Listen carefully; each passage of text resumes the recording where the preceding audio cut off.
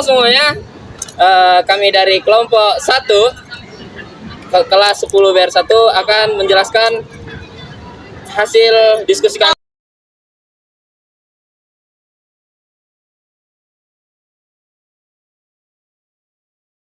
Baiklah, kita berada di salah satu parkiran yang terbesar yang ada di SMK 7 Negeri Batam, yaitu parkiran khusus siswa yang bisa menampung sekitar 700 hingga 900 kapasitas motor.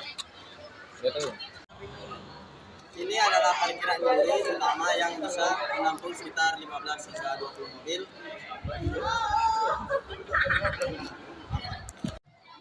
Selanjutnya adalah tempat parkir guru yang berada di dekat lapangan.